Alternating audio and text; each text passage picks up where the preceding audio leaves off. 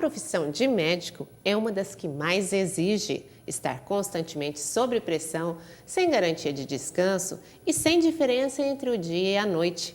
A profissão visa única e exclusivamente o bem-estar social, seja na cura pela medicina, seja por uma assistência social ou mesmo como simples conselheiros. Em nosso programa Cidadania em Pauta de hoje, vamos falar sobre a profissão médico. São os nossos convidados de hoje, o médico Sérgio Smolentzov e o vereador Joaquim Pereira de Castilho, que trabalhou por muito tempo na área da saúde. Eu queria agradecer a presença dos dois aqui. Obrigado. Nós é que agradecemos. Bom, eu queria falar um pouquinho, vamos definir então o que é essa profissão médico. É uma das mais antigas ou a mais antiga? Eu acho que desde a história da civilização sempre houve o relacionamento interpessoal e começa a aparecer o pajé, o guru da tribo, o feiticeiro. Então o espírito do ato médico ele vem nos primórdios da civilização, evoluindo até chegar na tecnologia que a gente vive hoje. Bom, o médico não trabalha sozinho. Isso é um conceito que mudou de algum tempo para cá. Devido à complexidade da medicina, ela deixa de ser o ato médico como fator único e se cria o conceito de equipe de saúde, que envolve aí um grupo que, sem eles integrado, inviabiliza o final, que é o atendimento ao necessitado. O bom atendimento. O bom atendimento. Então, hoje, esse conceito, e principalmente dentro da área pública, com a responsabilidade social, é a equipe de saúde. Bom, o senhor participou, né, vereador, dessa equipe de saúde também. Como foi esse trabalho? Conta um pouquinho pra gente. Fátima, nós entramos na Santa Casa em 72, a gente quer louvar o trabalho que era feito pela Irmandade Sagrado Coração de Jesus da Santa Casa, as irmãs. Elas pegavam o funcionário e elas preparavam o funcionário para exercer a profissão de enfermagem, de auxiliar de enfermagem. Porque naquela época não existia faculdade na nossa região, não tinha o curso de auxiliar nem de técnico. Então, as irmãs preparavam a gente, quem entrava no hospital, para exercer a profissão de auxiliar. E ela ficava sob a coordenação das irmãs. Então, houve uma evolução muito grande. Eu entrei em 72, em 73 eu fiz o técnico de enfermagem. Tive a honra de ser o primeiro técnico de enfermagem em Araçatuba. E a gente trabalhou 32 anos e meio na Santa Casa, tentando dar uma qualidade de serviço para os pacientes e espiritual também. Essa profissionalização, vamos dizer assim, da medicina, ela está contente? Assim, os profissionais estão sendo bem preparados? Eu acho que nós estamos numa fase de transição, principalmente entre a discussão do público e do privado, porque o que acontece é que o médico era uma profissão liberal até 30 ou 30 e poucos anos atrás. Você terminava uma faculdade e aí eu costumo dizer que era o seguinte: o médico formava numa escola pública, porque não existia escolas particulares. Há 30 anos ou 40 anos atrás só tinha faculdade de medicina pública e por dinheiro do Estado, era pago pelo Estado, e ele te dava um diploma de médico e dizia: venda os seus conhecimentos ao preço que quiser. Esse era o relacionamento entre Estado e o profissional. Hoje isso muda, porque o profissional ele passa a ter responsabilidade social. Então a medicina começa a ter características do ato médico diferente do que o liberal puro. E isso nós estamos vivendo algumas áreas de conflito entre a remuneração, entre exercício profissional. Então há algumas situações conflitantes no ato médico com irresponsabilidades, principalmente depois de 88 da Constituição. Há como trabalhar como médico ou na área da saúde sem esse comprometimento social? Olha, eu acho hoje impossível. O médico deixou de ser uma profissão puramente liberal e você vai vender o seu conhecimento para quem quiser, passa a ter, na formação do profissional, no meu olhar, eu sou formado em 71, quer dizer que no meu olhar o compromisso social é fundamental. Tanto que a grade das universidades de medicina hoje do Brasil, todas estão incluído a discussão do aspecto público da assistência médica. O senhor concorda com isso, vereador? Plenamente. Porque hoje o médico, ele praticamente faz parte de um grupo de saúde básica, de saúde então, curativa. Então, eu acho que hoje é fundamental o médico se interagir dentro da categoria. Os médicos também concordam com a questão da prevenção? É a melhor saída? Eu acho que dentro dessa discussão hoje da medicina, nós temos uma situação fantástica no Brasil, que é uma política de Estado, que é o Sistema Único de Saúde, que ele elaborou de forma correta como tem que ser o princípio da assistência médica, que você tem a atenção básica, tem a rede, tem a referência, tem a atenção secundária e terciária. Não adianta você ter uma medicina altamente especializada e você não tem um programa de vacinação eficiente. Isso aí inviabiliza qualquer ato médico do ponto de vista de saúde pública. Bom, isso é muito bonito, está no papel, mas e de fato isso acontece? Bom, essa pergunta, até para o homem público aqui, talvez até ele possa até responder, mas o que eu posso dizer é o seguinte, a grande crítica hoje do nosso sistema único de saúde é o financiamento, porque foi colocado uma estrutura perfeita, mas esqueceram de discutir quem que paga. Exatamente, eu concordo. Exato, eu acho que a prevenção é a parte mais barata da medicina. Quando você faz a prevenção, você evita uma internação. Uma internação encarece muito. E o nosso sistema único de saúde hoje está deficitário para os hospitais. Então, esse programa do governo federal, implantado pelo ministro Serra, o Programa Saúde da Família, da atenção básica, eu acredito que o governo federal jamais pode tirar esse programa de saúde da União e aperfeiçoar cada vez mais. Quer dizer, é preciso aperfeiçoar. Até eu costumo dizer o seguinte, que a roda ela já existe, a gente tem que fazer ela andar. O que o vereador Joaquim colocou é muito bem colocado, né? Esse programa da saúde da família nada mais é do que resgatar a identidade da medicina, da equipe de saúde com a casa, é o médico de família, coisa que com a tecnologia e com o progresso foi esquecido. Então isso fortalece o quê? Fortalece a prevenção e evita, como ele bem disse, as internações que têm custo alto. Então o SUS ele tem que ter essa engrenagem, desde a prevenção até a alta complexidade, muito bem definida e muito bem executada para se tornar um plano viável com o aspecto universal que ele é dentro do país, né? O senhor acredita que, vamos falar um pouquinho mais da profissão agora, é preciso essa vocação mesmo para ser médico? Olha, eu até acho o seguinte, que o que eu falei para você, o médico há 30 ou 40 anos atrás, ele poderia até se equiparar como qualquer outra profissão no ponto de vista de eu quero uma profissão que eu vou ter conhecimento específico e vou ganhar bem, ponto. Mas hoje, no mundo em que a gente vive, com os direitos individuais sendo tão definidos e com a responsabilidade social e o Estado participando disso ativamente, o médico tem que ter o dom, não só do diagnóstico e do envolvimento com a doença, mas também com o paciente. No momento que você perde essa relação médico-paciente e entra dentro de uma discussão puramente comercial, eu costumo dizer que é melhor você trabalhar então na Colgate ou na Gessileva como administrador de empresa, que é uma opção normal como qualquer outra, mas para trabalhar na medicina não vai dar. Mas a gente tem essa impressão que a profissão de médico é bastante rentável, assim, acho que a população tem essa percepção, né? Eu acho que, se você analisar bem, o médico é uma das profissões privilegiadas que existe hoje, porque você vê aí os outros liberais sofrem um mercado com uma competição acirrada. A medicina, todo cidadão que mora aqui precisa de um médico. Então, a medicina tem um mercado muito abrangente. Então, eu acho que reclamar da profissão ou profissional não é correto. O que é o seguinte, você pode reclamar das condições de trabalho pelo aprendizado que você tem, às vezes você não consegue executar por falta de infraestrutura, isso é uma queixa. A remuneração pela característica do trabalho, em alguns setores, principalmente no setor público, está comprometido, eu também concordo. Apesar que, se você somar o ganho médico de uma maneira geral, eu acho que é uma profissão que a gente não pode reclamar. A grande discussão hoje é o seguinte, as condições de trabalho.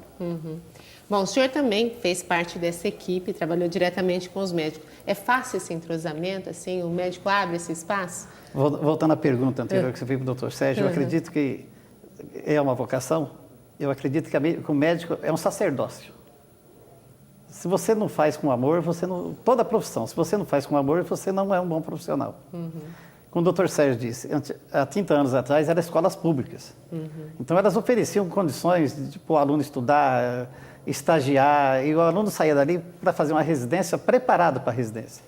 Hoje, com essas criações de faculdades particulares, eu acredito que o ensino da medicina caiu bastante. Então, isso reflete com certeza dentro da realidade de um hospital, por dentro exemplo. Do hospital, né? exatamente. Porque você vê, hoje, muito aluno, muito médico formando nas escolas particulares e sem condições até de fazer uma prova para uma residência médica. Então, eu acredito que quem é um bom médico não é aquele que o pai quer que ele seja médico, é ele querer ser médico. Aí ele vai ser um bom profissional. Quer dizer, a questão da rentabilidade não deve ser o principal ponto. Né? Eu acho que se você for escolher a profissão de médico para discutir a relação custo-benefício, você já começou errado. Bom, e aquela pergunta que eu fiz para o senhor, essa relação da equipe com o médico, o médico abre esse espaço, como foi essa relação do senhor durante tantos anos de trabalho? Eu acredito que quem precisa realmente do trabalho médico são os pacientes e os enfermeiros. Quando você tem um paciente internado e a gente auxiliar o técnico e o enfermeiro coordenando o tratamento desse paciente, quem vai ser beneficiado? É esse paciente. Todos nós precisamos do médico. Porque o enfermeiro, o auxiliar e o técnico, ele vai seguir a prescrição do médico. Então, nós vamos simplesmente executar, administrar aquilo que está prescrito e fazer o relatório informando o médico o andamento do paciente nas 24 horas. Quer dizer, essa informação também é importante para o médico, porque ele não pode estar ali o tempo todo, né? O Joaquim colocou bem a situação que quando ele começou, a gente não tinha as profissões dentro da área de saúde definida com escolas próprias, era graças ao esforço no caso, eram irmãs que se dedicavam ao treinamento. Hoje você tem o Corém, hoje você tem enfermagem, hoje você tem auxiliar, hoje você tem técnico, tudo com conhecimento específico e com responsabilidade. Então, o que eu costumo dizer é o seguinte, a equipe de saúde, não há o melhor ou o pior, ou o que é o mais importante ou o menos importante. Porque o médico sem equipe de saúde, o Joaquim bem sabe disso, ele não consegue executar o mais importante, que é o ato médico. Não adianta você prescrever se você não tiver uma pessoa que esteja habilitada a aplicar aquela prescrição.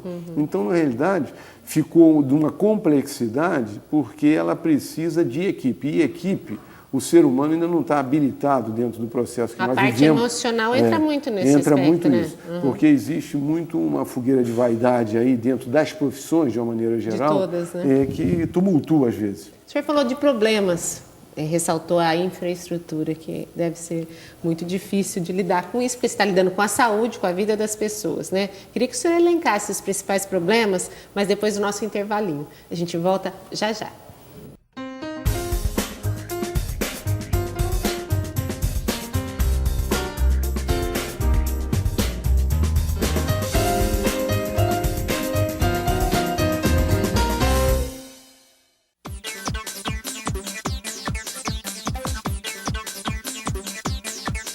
Às vezes, 9 meses demoram muito a passar.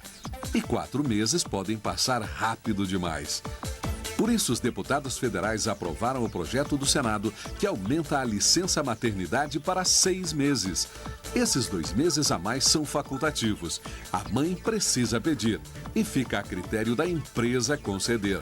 Mas o empregador que aderir ao programa vai receber incentivos fiscais no imposto de renda. A importância da mulher na família e no mercado produtivo são valores que os deputados querem incentivar. Como mãe, como mulher, eu quero dizer da alegria de compartilhar daqueles que sabem a importância e o significado dessa matéria. Em momento nenhum vai excluir a mulher do mercado de trabalho. Vai dar dignidade e oportunidade aos bebês que estão nascendo no nosso país. Câmara dos Deputados. Compromisso com o cidadão.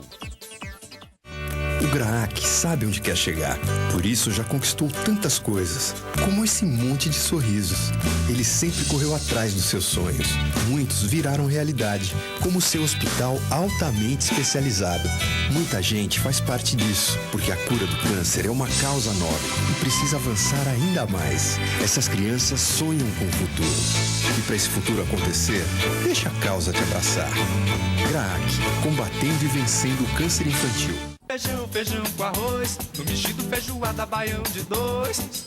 Arroz com feijão, essa mistura construiu uma nação. Coma seu caruru, seu acarajé, tome seu tacacá, seu chimarrão. prove o que há de bom em sua região. Só não esqueça, meu amigo, do arroz com feijão. Coma feijão com arroz. Feijão com arroz é Brasil que dá gosto. Uma campanha, Ministério do Desenvolvimento Social e Combate à Fome. Brasil, um país de todos. Essa mistura construiu uma nação.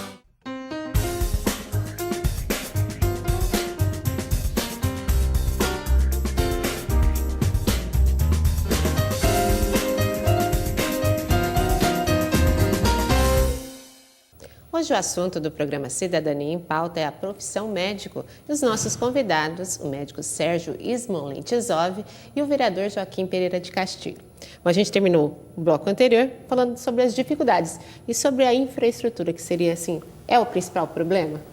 Eu acho que hoje a crise da medicina, e eu volto a falar porque a área pública é responsável por 80% da população, mas é incorporar a tecnologia que a gente conhece que tem. Então, por exemplo, transplante de rim, transplante de medula, antibiótico de última geração, isso tem um custo. Você precisa de aparelhos especiais, monitores, ventiladores. Um ventilador para manter um doente, por exemplo, com a nossa gripe H1N1 aí, que você precisa de pôr um ventilador, custa R$50 mil. Um aparelhinho só. Então, a medicina moderna, a medicina que todo mundo teoricamente tem que ter direito, ela tem mais 3 dígitos do que era 10 ou 15 anos atrás. Então ficou muito mais caro. E é esse o conflito da equipe de saúde que conhece, sabe o que poderia oferecer e fica diante do seguinte impasse: eu não tenho para oferecer, e vê muitas vezes o insucesso por falta de tecnologia incorporada. É uma situação muito difícil, né? Eu devo, mas não posso, né? E lidar ali no dia a dia, olhando para o paciente, como que é que se resolve isso? Esse é o lado ruim da profissão, e do momento que você está envolvido nisso, é um sofrimento, porque você vê a sua limitação em ajudar o próximo e sabendo que se tivesse algum outro recurso a mais, você poderia beneficiar. Isso, indubitavelmente, causa um sofrimento. Uhum. É preciso também criatividade para trabalhar na saúde? Isso aí o Joaquim, eu acho que pode responder bem, porque ele viveu também numa época de crise, quando nós começamos juntos. Mas a criatividade supera a toda essa tecnologia, a falta de dinheiro. Às vezes alguma ideia que é típica de nós brasileiros, você consegue superar isso. Conta pra gente, Pedro. Como o doutor Sérgio disse, um ventilador hoje custa R$50 mil. Quando o doutor Sérgio chegou em Araçatuba para implantar a unidade de terapia intensiva, nós não tínhamos esse respirador dentro da Santa Casa. Então era feito num respirador, um aparelhinho da Kentaro Takaoka. Então o doente não tinha uma ventilação umidificada como tem hoje nos aparelhos modernos. Então você mandava oxigênio direto para o pulmão do doente. Sim. Então a medicina evoluiu muito, e essa criatividade, a gente tinha que ser criativo. Eu sempre digo que um bom enfermeiro, um bom auxiliar, um bom técnico, é aquele que tem a arte de criar na hora. Que às vezes falta alguma coisa, por exemplo, falta um balão de oxigênio. Você é obrigado. Isso acontece muito? Hoje não, mas acontecia isso há 30 anos atrás. Sim. Que era muito imprevisado, a coisa era muito empírica. Hoje não, graças a Deus, a medicina evoluiu muito. E nós temos hoje em Araçatuba 2 hospitais muito bem equipados, que dá toda a ventilação. Temos UTI neonatal, funcionando muito bem com os respiradores neonatal. Nós temos a UTI geral, temos a UTI coronariana dentro da Santa Casa, temos a UTI no Hospital da Unimed. Então, a Araçatuba, graças a Deus, está bem equipada hoje. Mas tem dificuldades. Eu costumo dizer, isso é interessante, que o médico, a equipe de saúde, né, ela vive no dia a dia com o tema da escolha de Sofia, que é um livro em que retrata uma mulher, mãe com 2 filhas, presa na Alemanha, judias no governo nazista. E aí o comandante diz: olha, uma das suas filhas a gente vai dar o direito a viver, a outra vai para o campo de concentração, você escolhe. E aí a mãe teve que escolher qual que ela achava que fosse viável, e isso gerou um Oscar de um filme, um livro, que é A Escolha de Sofia. E o médico e a equipe de saúde vive com esse drama, de você ter que escolher o que está menos grave, o que está mais grave, para poder ocupar uma UTI, para poder ocupar um leito. E essa escolha que você faz é também, do ponto de vista desumano, porque todos têm o mesmo direito, independente de estar mais ou menos grave. E a gente sabe que na saúde pública isso está longe de ser conseguido. Bom, diante desse fato tão difícil, o emocional com certeza fica abalado. E o médico é preparado para isso? Não, ele não é de jeito nenhum, e a gente vê a incidência de doenças coronarianas, o médico sendo usuário de tranquilizantes e calmantes, a frustração. E é próprio, por exemplo, do bancário que conta 1 milhão por hora e recebe uma pequena quantidade no final do mês, e isso também gera essa ansiedade. Isso acontece também em todas as outras profissões. Na medicina, esse conflito do ato médico limita muito a qualidade de vida. Bom, vereador, e o que politicamente pode ser feito para melhorar essa situação? Politicamente, é o governo federal. Melhorar o atendimento dos usuários do SUS. Está na Constituição que a saúde é um direito de todos, obrigação da União, Estado e município. Quando se cria uma lei dessa, não se prevê o quanto vai gastar nisso? O grande problema, o Joaquim sabe melhor do que eu, mas a Constituição nossa ficou uma Constituição maravilhosa do cidadão, a Constituição cidadã, mas esqueceram de financiar os direitos do cidadão. E aí que é o nosso conflito. E há recursos para isso? O governo sempre tenta suplementar os déficits do orçamentário dos hospitais, principalmente os filantrópicos. Mas é difícil. Você vê a nossa Santa Casa hoje, ela tem um déficit de atendimento de urgência muito grande. Então, é difícil. A gente está tentando que a Prefeitura dê uma ajuda nesses últimos 4 meses e a partir do ano que vem dê uma ajuda mensal. Porque você ser gestor de saúde num hospital como o nosso de Araçatuba, que atende Araçatuba e os 42 municípios da região, se torna muito difícil. É uma batata quente. É uma batata quente. Então, o que seria ser feito? Que o SUS pagasse a tabela da Associação Médica Brasileira, para o médico e para os hospitais. E o que significa isso? Vamos explicar para as pessoas que estão nos assistindo. O que se paga hoje e o que deveria se pagar? Eu acho assim, quando fala da tabela da Associação Médica Brasileira, seria um piso por serviço prestado, discutido dentro da classe como considerado o piso mínimo. Mas como o ato médico ficou muito diversificado e você tem contratos de trabalho das formas mais diversas, desde um PSF, por exemplo, o PSF contrata um médico, que é um médico para exercício de função pública, ele vai atender, ele não recebe a tabela SUS, ele recebe, o Joaquim pode até dizer que é uma das propostas dele. Exatamente. Ele paga 5 ou 6 mil reais para o médico atender. Então, a parte de honorário médico ficou complicada de você caracterizar como um piso salarial da categoria, porque os atos são tão diversos e ficou mais difícil. O que eu acho que a questão fundamental a ser discutida é o seguinte: primeiro, quanto que é investido por cidadão para a saúde nesse país? É o índice mais baixo, a gente só perde, eu acho que para a Bolívia e para o Paraguai, a Argentina é o triplo. A tecnologia da medicina ficou caríssima. Incorporar essa tecnologia implica investimento. Nada é mais caro do que o tratamento de saúde hoje no mundo. Tanto que é verdade que o americano está vivendo um drama hoje, porque eles têm que fazer um plano de saúde, porque não estão conseguindo discutir o financiamento da saúde. Então isso é crítico. Agora, o que o Brasil precisa, é o que o Joaquim falou, é que cada um faça a sua parte no financiamento. O município invista o que ele é obrigado, o Estado e o federal, porque são as 3 áreas que dão. E no Congresso existe o nosso famoso CPMF, que era quando o Adib Jatemi criou, ele era para ser incorporado como uma injeção na saúde, tiraram esse dinheiro e serviu para quê, eu não sei. E agora... Mas ele nunca foi Nunca foi, saúde, ele foi retirado, foi criado, mas foi deturpado. E agora está lá o PEC, que é a parte do investimento da prefeitura, que está sendo discutida lá em Brasília também, para aumentar o rendimento, isso está na gaveta e não está andando. Então, o que a gente sente é que toda vez que vai dinheiro para a saúde, esse dinheiro não anda e para. E terminando, o que eu acho fundamental, não adianta pôr dinheiro se não tiver gestão.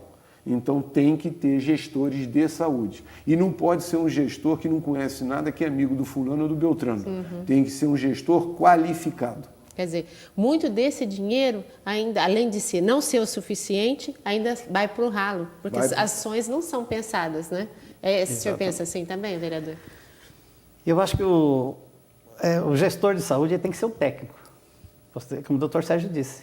Se não for uma pessoa técnica que saiba elaborar projetos, programas, convênios, às vezes muitos municípios perdem muito dinheiro do governo federal por não saber fazer um projeto e não mandar o convênio. Nós perdemos muito dinheiro. Muitas prefeituras perdem. E perde o prazo, você perde. Esse convênio, você perde. Então, quer dizer, esse dinheiro para vir do Estado ou da União tem que ser através de projetos. Quer dizer, o gestor, que é o município, que tem que apresentar esses projetos? A política hoje do Brasil é gozado porque a gente vê a bandeira da corrupção no país, mas quem fica no fim da linha como a gente, o dinheiro é todo engessado. Então esse dinheiro ele não vai a fundo perdido, ninguém joga num saco. Você precisa ter, você tem que ter o custo, você tem que mostrar a demanda reprimida, você tem que ter tudo o projeto. Fazer um projeto desse não é qualquer um que faz. Aí o que acontece? Não tem projeto e não tem UTI. Ou então você tem 3 UTIs numa área que precisaria só ter 4 cidades, uma do lado da outra, porque houve algum interesse político em ter UTI. Então tem 3 UTIs, quando na realidade poderia pulverizar, em vez de pulverizar, criar uma só, que é a parte da gestão municipal, estadual ou o que for. Então a saúde ela ficou tão cara que não dá mais para você errar, nem na falta do dinheiro e nem na gestão. Bom, infelizmente o nosso tempo está acabando. O assunto é bastante abrangente, né? Daria para fazer uns 3 programas sobre isso. Eu queria falar um pouquinho, voltando à profissão médico, a relação médico-paciente. Essa relação médico-paciente eu acho que é a coisa mais importante, nunca vai acabar. Muda presidente, muda decreto, cria SUS, mas a relação médico-paciente é a razão do ato médico. Bom, e o que o senhor diria, assim, para as pessoas que estão interessadas em ser médicos? O senhor acha que é uma profissão que vale a pena? Eu acho, o que eu estava dizendo, a profissão de médica, eu acho que é uma profissão que ninguém pode, quem não é, admira e quem é, se orgulha. Então, eu acho maravilhoso. Agora, eu lembro o seguinte, pensar 2 vezes em ser médico hoje, na época em que a gente está vivendo, porque tem que ter muito mais vocação do que interesse pessoal, profissional, comercial. Bom, o senhor queria deixar uma mensagem final? Nossa mensagem que a gente vai deixar para os telespectadores é que confie, continue confiando na classe médica, porque o médico, como eu disse no começo, é um sacerdócio, ele faz por vocação. E a relação médico e paciente, quando o paciente tem confiança no seu médico, ele tem 90% de possibilidade de ser curado. Quer dizer, o paciente deve chegar também com o coração aberto para conversar com esse médico. Isso é importante também. Se não houver essa empatia natural, botar um sapato pequeno num pé grande não dá para se sentir confortável de jeito nenhum. Bom, o médico sente isso também, né? Várias vezes você sente a pessoa, porque é muito interessante isso, a empatia é um negócio involuntário, mas várias vezes 2 pessoas se conhecem, naquele momento já tem um obstáculo a ser vencido no relacionamento. E o tempo é curto, porque você está sofrendo, e como é que faz? Bom, eu queria agradecer a presença dos dois novamente aqui. Nós que agradecemos. Nós agradecemos também. Bom, eu agradeço também a sua audiência e espero você no próximo programa.